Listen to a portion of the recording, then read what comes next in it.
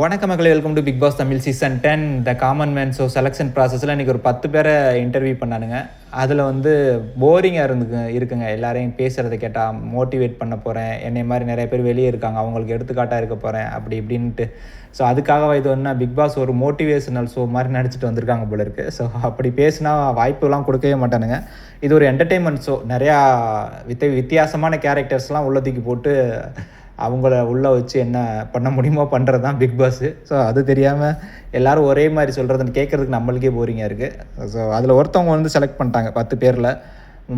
திவ்யா அப்படின்னு சொல்லிட்டு last contestant. அதுவும் அவங்க வந்து பிக் பாஸே பார்த்ததே இல்லை அப்படின்னு சொன்ன உடனே தயவுசெய்து இவங்கள மாதிரி ஆளுங்களை உள்ளத்துக்கு போடுங்கடா அப்படிங்கிற மாதிரி இருந்தது. ஏன்னா பிக் பாஸ் பார்த்துட்டு வந்துட்டு அந்த ஸ்ட்ராட்டஜி பண்ணுறேன் இந்த ஸ்ட்ராட்டஜி பண்ணுறேன் அப்படின்னு சொல்லிட்டு ஷோவே நாசக்காடுபடுத்துறானுங்க. ஸோ பிக் பாஸ் பார்க்காதவங்களாம் தூக்கி உள்ளே போடணும், அப்போ தான் நல்லாயிருக்கும். ஸோ எனவே ஒருத்தவங்க தான் குவாலிஃபைடு. அவங்களோட கவிநிலவன் அப்படின்னு ஒருத்தர் வந்தார். அவர் இந்த பெரிய ஷோஸ் அப்படிலாம் அந்த மைக் பிடிச்சி பேசுவாங்க இல்லையா, ஈஸி வேலை அப்படின்னு சொல்லுவாங்க, அந்த வேலை பார்த்துட்டு இருப்பார் போல இருக்குது. ஸோ அவரும் ஓகேவாக தான் இருந்தது. அவர் வந்து ஆன் ஹோல்டில் போட்டாங்க. அப்புறம் ஒரு பொண்ணு வந்து கரிஸ்மா சமா அப்படின்னு ஒரு பொண்ணு வந்தது. ஸ்கூல் படிச்சுட்டு காலேஜ்லாம் போகலையாம். இப்போ வந்து ப்ரொடக்ஷன் கம்பெனி வச்சுக்கிட்டு இருக்கான். கொஞ்சம் ரிச்சான ஃபேமிலி தான் போல இருக்குது, அம்மா மட்டும்தான் இருப்பாங்க போல இருக்குது. அந்த பொண்ணை வந்து பிச்சை எடுக்க விட்டானுங்க. சரி பிச்சை எடுக்க, நான் சொல்கிறது மாதிரி பிச்சை எடு அப்படின்னு சொல்லிட்டு அந்த பொண்ணும் எடுத்துச்சு. பெர்ஃபார்ம் பண்ண தெரில, பட் சொன்னோன்னே அது செஞ்சிச்சு. ஸோ அதனால் வந்து ஹோல்டில் வச்சுருக்கானுங்க. மேபி அந்த மாதிரி கேரக்டர்லாம் உள்ள தூக்கி வச்சா நல்லா இருக்கும்னு நினைக்கிறேன். ஏன்னா ஆரி ஒரு விஷயம் சொன்னார், எல்லாரையும் ஏழை புவர் ஃபேமிலி எப்படிலாம் உள்ள தூக்கி போட்டால் அந்த பணக்காரனாக பிறந்தது அந்த பொண்ணோட தப்பா அப்படின்னு சொல்லிட்டு. அதுவும் உண்மை தான்.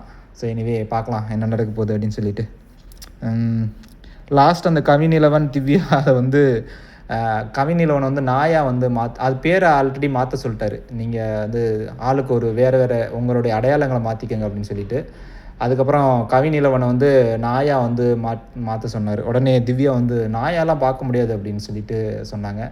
அதுக்கு தாம்மா அவங்கள அடையாளங்களை மாற்ற சொன்னேன், அவங்க பேரையெல்லாம் மாற்றிட்டு நீங்கள் வந்து திவ்யாவே கிடையாது அப்படின்னு சொல்லிட்டு சொன்னார். மைண்ட் பிளாக் இருந்தால் அதை எடுத்து விட்டுருங்க, இது வந்து மைண்ட் பிளாக் வந்து எப்போவுமே இருக்கவே கூடாது அப்படின்னு சொல்லிட்டு ஒரு சூப்பரான அட்வைஸ் பண்ணார். ஸோ எனிவே பார்க்கலாம் திவ்யா உள்ளே போய் எப்படி பெர்ஃபார்ம் பண்ண போகிறாங்க, இந்த ஆன் ஹோல்டில் உள்ளவங்க எவ்வளோ பேர் உள்ளே வர போகிறாங்க அப்படின்னு சொல்லிட்டு. இன்னொருத்தர் வந்து எனக்கு மணிவண்ணன் அப்படின்னு சொல்லுவார், ஒரு பிடிச்சிருந்தது. அவரும் உள்ளே வருவார் என்னென்னு பார்ப்போம். ஸோ உங்களுக்கு யார் இன்றைக்கி செலெக்ஷன் ப்ராசஸை பிடிச்சது அப்படின்னு சொல்லிட்டு கமெண்ட் பண்ணுங்கள், நான் தெரிஞ்சுக்கிறேன். தேங்க்யூ.